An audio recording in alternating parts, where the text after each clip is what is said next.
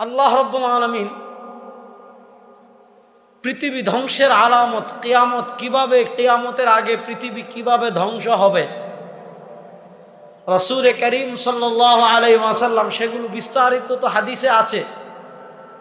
আল্লাহ কোরআন পৃথিবী ধ্বংসের চিত্রকল্প আল্লাহ মানুষের সামনে তুলে ধরেছেন।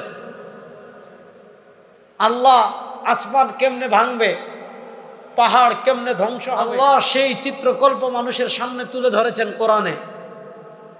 আল কারিআহ মাল কারিআহ ওয়ামা আদরাকা মাল কারিআহ ইয়াউমা ইয়াকুনুন নাস কাল ফারাশিল মাবসুস ওয়া তাকুনুল জিবাল কাল ইহনিল মানফুশ। আল্লাহ রাব্বুল আলামিন বলেন আল কারিআহ, এই যে করাঘাত। আল কারিআহ মানে করাঘাতকারী। এই যে খটখট খটখট আওয়াজ করেন, আপনি বাসায় গিয়েছেন, কলিং বেল টিপেন, এই যে কলিং বেল সুইচ দিলেন, কলিং বেল নষ্ট হলে আপনি দরজায় আঘাত করেন, এই দরজা খোলেন। এই যে আঘাত করে, এই আঘাতকে আরবিতে বলে কারা। আর যে আঘাতকারী আল কারিআহ, করাঘাতকারী। আল্লাহ রাব্বুল আলামিন পরে আবার প্রশ্ন করেন মাল কারিআহ, বলেন তো করাঘাতকারী কি? আদরাক, হাবিব আপনি কি জানেন, নবী আপনি কি জানেন মাল কারিআহ, করাঘাতকারী কি? আল্লাহ প্রথমে বললেন করাঘাতকারী, তারপরে আল্লাহ নবীকে বললেন করাঘাত, পৃথিবীর মানুষকে বললেন করাঘাতকারী কি, করাঘাতকারী কি, মাল কারিআহ কি। 3 নম্বর আল্লাহ আবার প্রশ্ন করেন নবীকে ওয়ামা আদরাক, নবী আপনি কি জানেন মাল কারিআহ, করাঘাতকারী কি। এই করাঘাত মানে দরজা করাঘাত না, এই করাঘাত মানে লকগেট সার্ভিস যাচ্ছে, চান্দিনায় থামিয়েছে, আপনি ঢাকায় দ্রুত সময় যাওয়ার জন্য গেটে আঘাত করলেন, এটা ওই আঘাত না। আল্লাহ বলেন ওই করাঘাত কোনটা হবে জানেন? ওই করাঘাত হবে পৃথিবী কেঁপে উঠবে।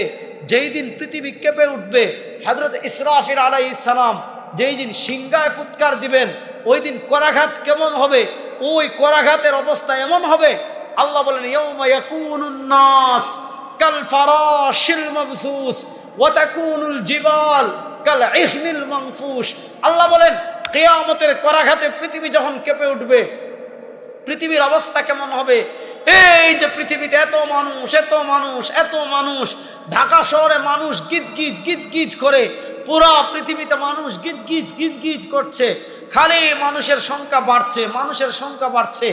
পৃথিবীতে যত মানুষ থাকুক না কেন, আল্লাহ বলেন ইয়াউমা ইয়াকুনুন নাস, যেদিন মূল করাঘাত, যেদিন মূল আঘাত হবে, ওই আঘাতে পৃথিবীর মানুষ সব শীতকালে তুলা যখন ধুনে, তুলায় যখন ধুনা লাঠি দিয়ে বাড়ি দেয়, তুলা যেমন বাতাসের সাথে উড়ে যায়, হযরত ইসরাফিল আলাইহিস সালাতু ওয়াস সালাম যখন সিংহায় বাঁশি দিবেন, সিংহায় বাঁশি দেওয়ার পর অবস্থা কেমন হবে?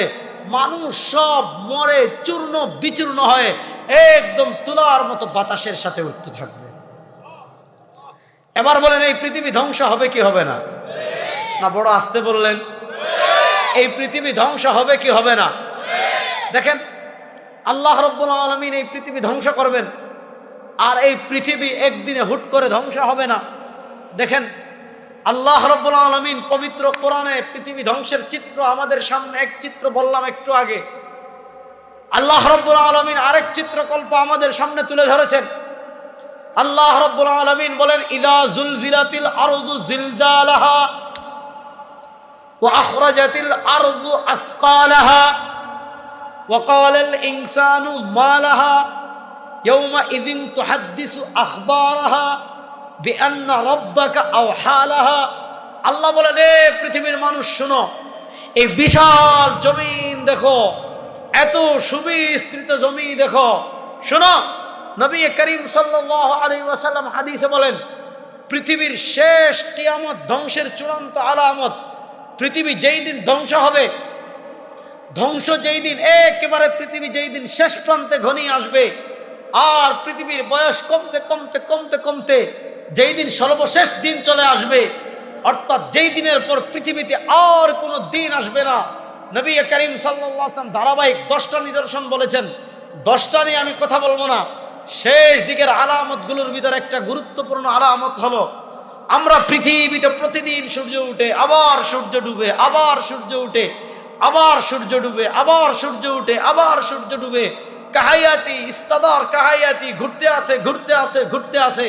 প্রতিদিন পূর্ব দিকে উঠে পশ্চিম দিকে অস্ত যায়।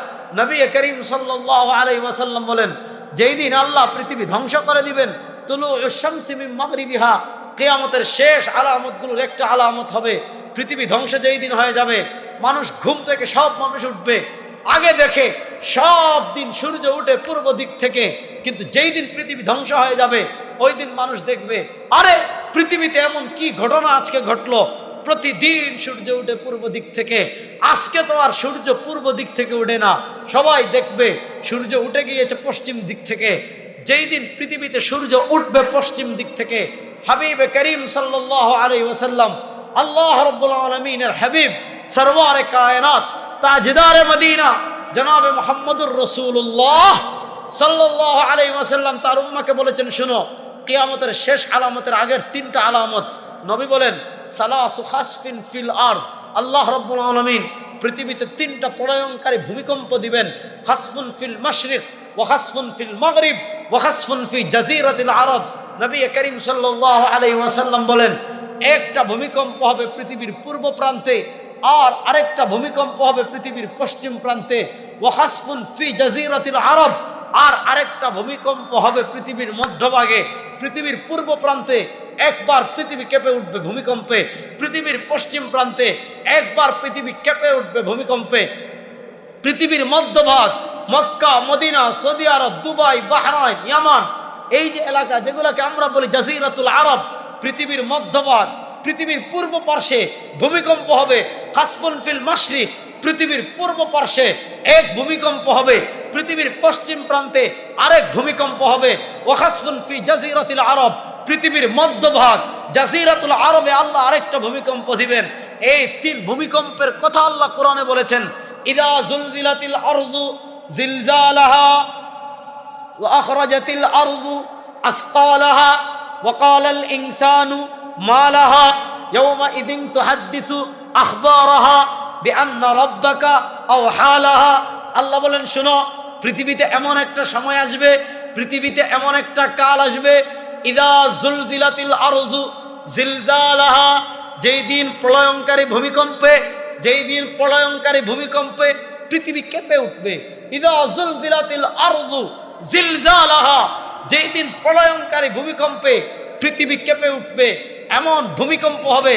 ও আখরাজাতিল আরজু আসকালাহা, জমিনের নিচে যত খনিজ সম্পদ আছে, জমিনের নিচে হাজার হাজার বছরে যত লাশ দাফন করা হয়েছে, এমন ভূমিকম্প হবে। জমিনের নিচে যা আছে, যত মানুষের লাশ আছে, যত মানুষের হাড্ডি আছে, যা কিছু আছে না কেন, ভূমিকম্প এত মারাত্মক হবে। ও আখরাজাতিল আরজু আসকালাহা, জমিন তার ভূগর্ভে যা আছে, জমিন তার গর্ভের ভিতর যা আছে, ও আখরাজাতিল আরজু আসকালাহা, জমিন তার গর্ভ থেকে সব বের করে দিবে।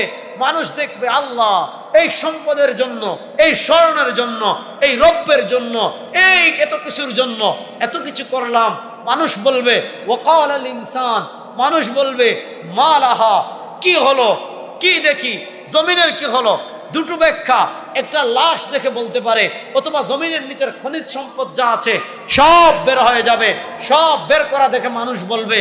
আর ইয়াউমাইযিন তুহাদ্দিসু আখবারাহা, ওই দিন প্রলয়ঙ্কারী ভূমিকম্পে আল্লাহ যখন সব ধ্বংস করে দিবেন, সব ধ্বংস করে দেওয়ার পর হাসরের ময়দানে, আল ইয়াউমা নাখতিমু আলা আফওয়াহিম ওয়া তুকাল্লিমুনা আইদিহিম ওয়া তাশহাদু আরজুলুহুম বিমা কানু ইয়াকসিবুন।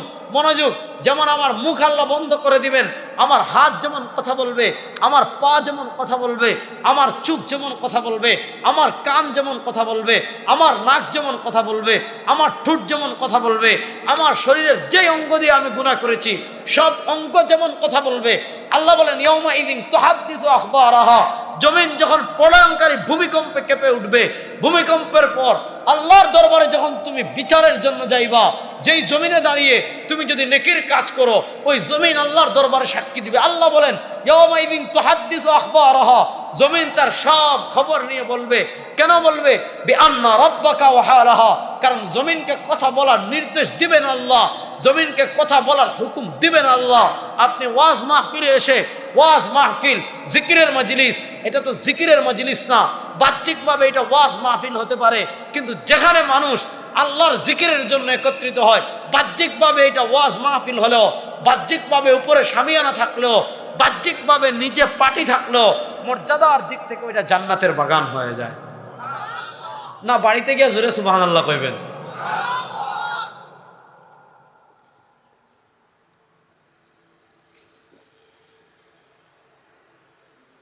তাহলে যেই জমিনে আপনি ভালো কাজ করেছেন, জমিন যেমন ভালো কাজের সাক্ষী দিবে,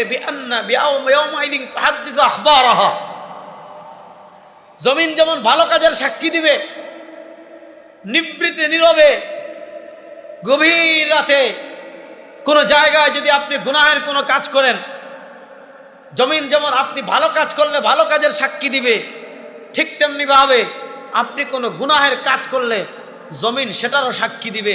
দেখেন কিয়ামতের শেষ আলামতগুলোর আগের আলামত, শেষ আলামত আগুন মানুষ বের হবে, শেষ আলামতের আগের 3 আলামত, পৃথিবীতে খালি ভূমিকম্প হবে, পৃথিবীতে খালি ভূমিকম্প হবে, পৃথিবীতে খালি ভূমিকম্প হবে। দেখেন কিয়ামতের মৌলিক আলামতগুলোর ভিতর একটা আলামত, আল্লাহ নবী সাল্লাল্লাহু আলাইহি ওয়াসাল্লাম বলেন, ইন্না মিন আশরাতিস সাআ, কিয়ামতের আলামতগুলোর ভিতর মৌলিক কয়েকটা আলামত আছে। এই আলামতগুলোর একটা আলামত আন তুরফা আল ইলম, আল্লাহ রাব্বুল আলামিন পৃথিবী থেকে ইলমকে উঠিয়ে নেবেন। আরেকটা আলামত ওয়া আন তাকসুরাল হারজ, পৃথিবীতে অপমৃত্যু, মৃত্যু বেড়ে যাবে, খুন খারাপি, হত্যা বেড়ে যাবে। আর আরেকটা আলামত ওয়া আন তাকসুরাজ জালাজিল, পৃথিবীতে ভূমিকম্প বেড়ে যাবে। আল্লাহর নবী বলেন পৃথিবীতে যখন ভূমিকম্পের সংখ্যা বেড়ে যাবে, বুঝবা পৃথিবী ধ্বংসের আর বেশি দিন বাকি।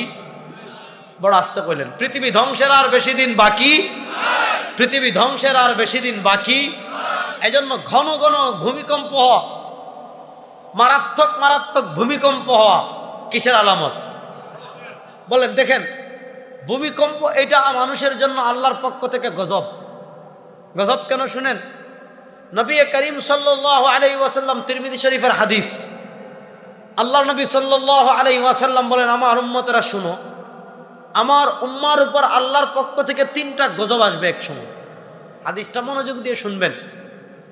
আল্লাহ নবী সাল্লাল্লাহু আলাইহি ওয়াসাল্লাম বলেন, ইয়াকুনু ফি হাদিহিল উম্মতি খাসফুন ওয়া মাসখুন ওয়া কাদাফুন।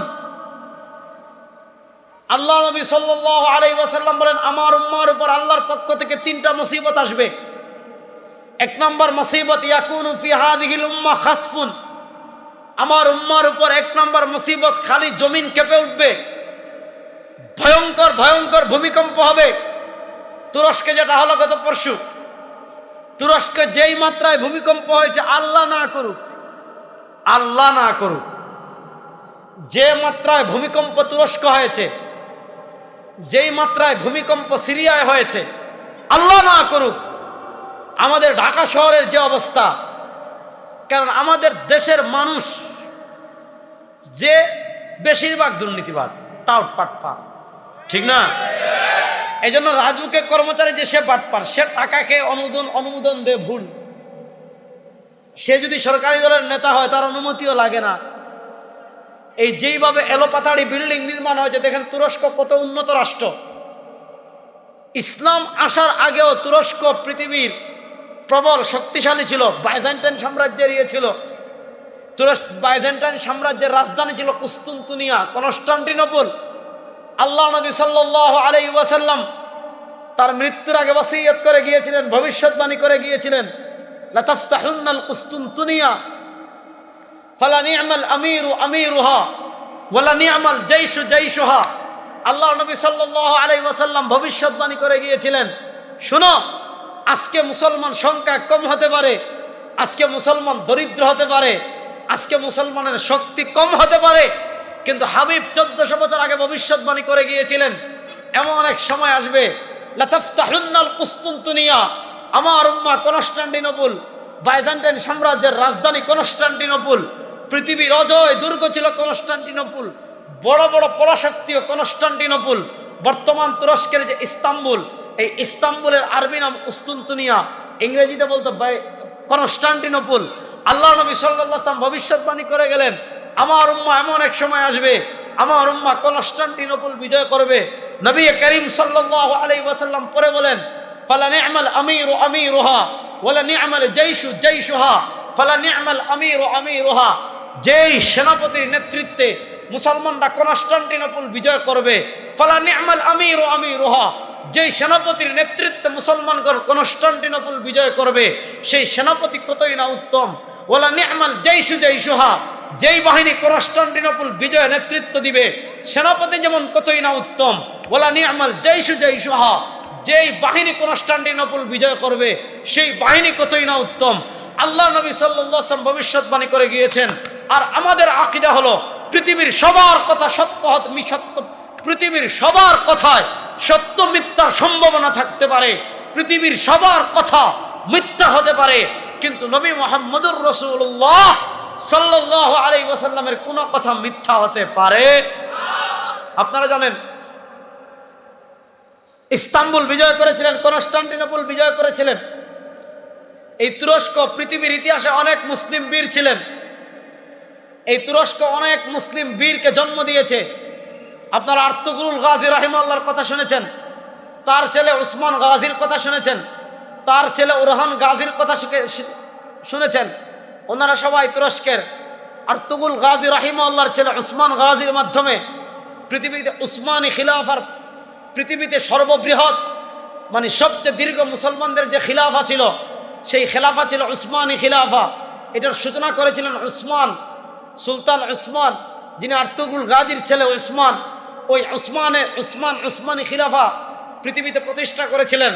আর ওই যে উসমান প্রতিষ্ঠা করে গিয়েছিলেন 1923 বা 24, এই যে আগামী বছর, এই বছর 100 বছর মুসলমানদের খিলাফা পতনের 100 বছর পূর্ণ হবে। এই এতদিন 750-800 বছর পৃথিবীতে উসমানী খিলাফত ছিল। ওই উসমানী খিলাফার বড় বড় মহান যোদ্ধাগণ, বড় বড় মহান বীরগণ ছিলেন তুরস্কে। তাদের একজন ছিলেন সুলতান মোহাম্মদ ফাতিহ রাহিমাহুল্লাহ। আপনারা জানেন তুরস্ক ছিল সভ্যতার প্রাণকেন্দ্র। এই তোমার কনস্টান্টিনোপল ছিল বিভিন্ন সভ্যতার প্রাণকেন্দ্র। আপনি আয়া সুফিয়ার কথা বলেন, আয়া সুফিয়া একটা প্রাণকেন্দ্র ছিল। তুরস্ক এই কনস্টান্টিনোপল বড় দুর্দর্শ ছিল। কেন? তৎকালীন যুগে কনস্টান্টিনোপল প্রবেশ করার এই আপনার প্রশান্ত মহাসাগর থেকে একটা প্রণালী গিয়েছে।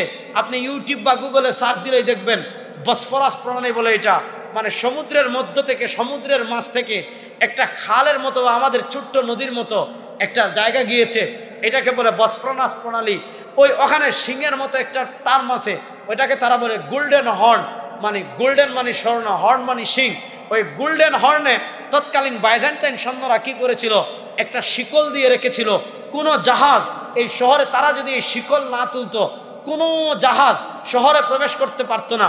তো দেখা যেত শত্রুরা আক্রমণ করার জন্য বাইজেন্টাইনের যে রাজধানী কনস্টান্টিনোপল আসার একমাত্র পথ ছিল বসফরাস প্রণালী দিয়েই তোমাকে কনস্টান্টিনোপল আসতে হবে। তো তারা কি করত, ওই পাশ থেকে ওই পাশ শিকল লাগিয়ে রেখে দিত, কোনো যুদ্ধ জাহাজ প্রবেশ করতে পারতো না।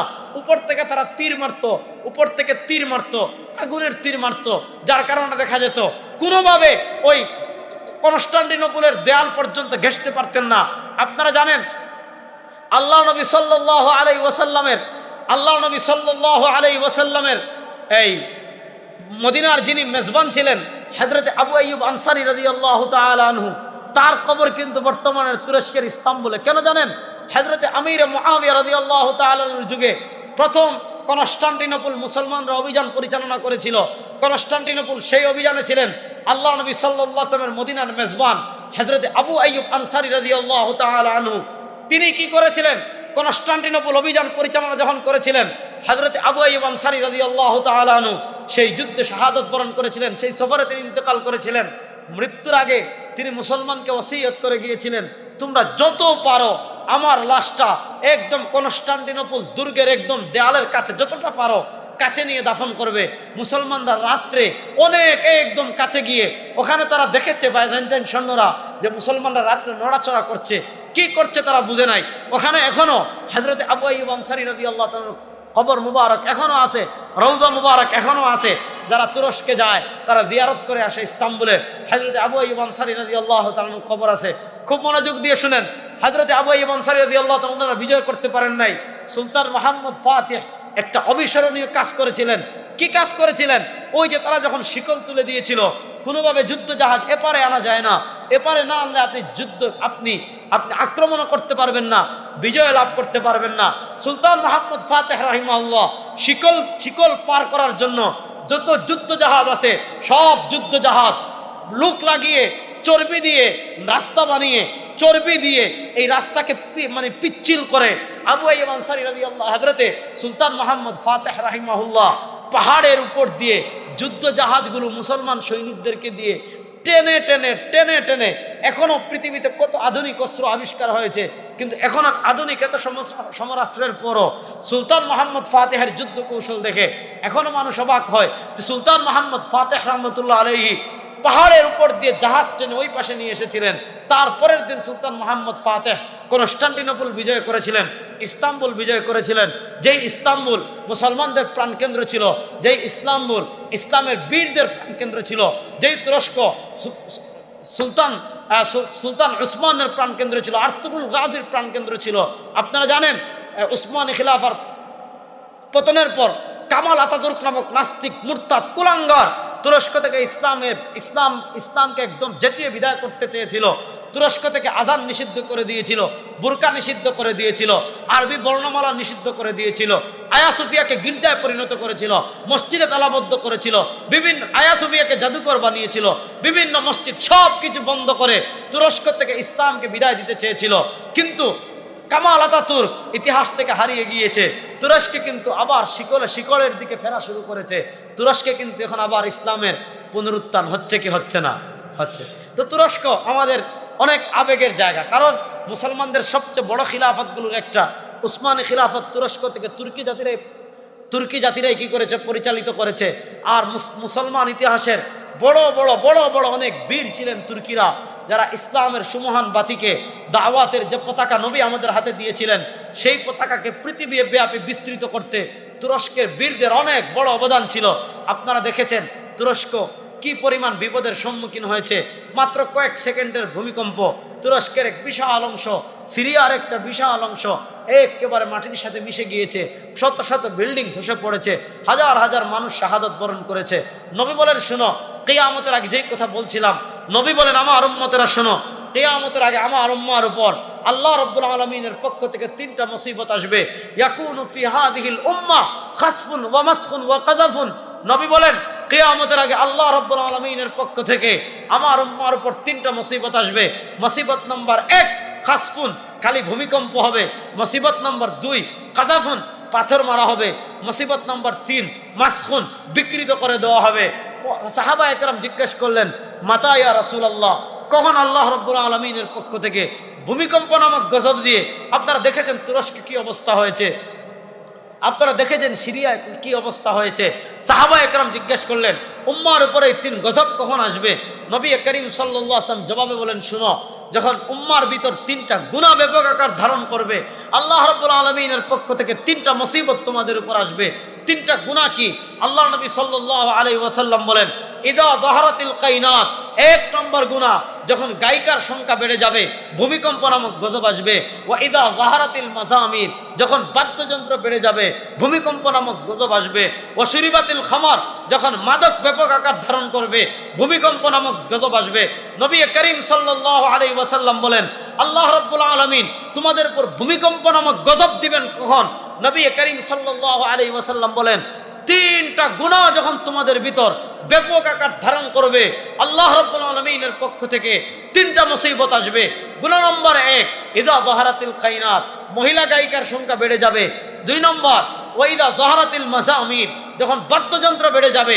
3 নম্বর ওয়া শুরিবাতিল খামার, মাদক ব্যাপক আকার ধারণ করবে। আপনি আমাদের বাংলাদেশের অবস্থার দিকে তাকান, কি পরিমাণ মহিলা গায়িকার সংখ্যা বাড়ছে। আপনি রেডিও টেলিভিশন খুললেই দেখবেন, আপনাকে আধুনিকতার নামে, আপনাকে সভ্যতার নামে, আপনাকে উদারতার নামে আপনার মেয়েকে উলঙ্গ করছে, আপনার মেয়েকে নর্তকী বানাচ্ছে, আপনার মেয়েকে গায়িকা বানাচ্ছে, আপনার মেয়েকে পণ্য বানাচ্ছে, আপনার মেয়েকে তোমার নানা পুরুষের আর নানা পুরুষের লিপসার পাত্রতে পরিণত করছে। আর না জায়গায় জায়গায় জায়গায় জায়গায় মহিলাদের গান ব্যাপক আকার ধারণ করেছে। 2 নম্বর ওয়াল মাজামির, বাদ্যযন্ত্র ব্যাপক আকার ধারণ করেছে।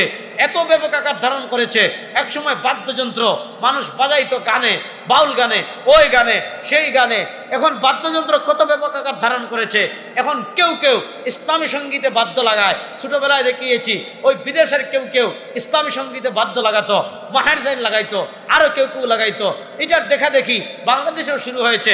এখন তো এটা একদম স্বাভাবিক হয়ে গিয়েছে, ইসলামী সঙ্গীতে বাদ্যযন্ত্র স্বাভাবিক হইতে হইতে এখন আমাদের ইউটিউবার ভাইরা মাশাআল্লাহ ওয়াজ মাহফিল এডিট করে নিচে ছাড়তে মোটিভেশনাল স্পিকিং দে, মোটিভেশনাল স্পিকিং এর নিচে বাজনা লাগাই দে, কোরআন তিলাওয়াতের নিচে বাজনা লাগাই দে। নবী বলেন শুনো, যখন বাজনা ব্যাপক আকার ধারণ করবে, নবী বলেন যখন গায়িকার সংখ্যা ব্যাপক আকার ধারণ করবে, নবী বলেন শুনো ওয়াশুরিবাতিল খামার, যখন মদ মাদক ব্যাপক আকার ধারণ করবে, আল্লাহর পক্ষ থেকে ভূমিকম্প নামক গজব দিয়ে তোমাদেরকে ধ্বংস করে দেওয়া হবে। বলেন নবী যে 3 গুনার কথা বলেছেন, যে 3 গুনাহ ব্যাপক আকার ধারণ করলে আল্লাহ রাব্বুল আলামিনের পক্ষ থেকে ভূমিকম্প নামক গজব দিয়ে ধ্বংস করা হবে, সেই 3 গুনাহ আমাদের সমাজে ব্যাপক আকার ধারণ করেছে কি করে নাই? বড় আস্তে বলেন, করেছে কি করে নাই? এজন্য আমাদের সতর্ক থাকার দরকার আছে না নাই? এজন্য আমাদের বাজনার ব্যাপারে সতর্ক হতে হবে, আমাদেরকে মাদকের ব্যাপারে সতর্ক হতে হবে, আমাদেরকে গায়িকা মহিলা বেপর্দা মহিলাদের ব্যাপারে সতর্ক থাকতে হবে। দেখেন আমাদের যে অবস্থা, আল্লাহ কোন সময় রাগান্বিত হয় আমাদের উপর, যে সমাজের যে অবস্থা, গুনাহ যেমন ব্যাপক আকার ধারণ করেছে, আল্লাহ না করুক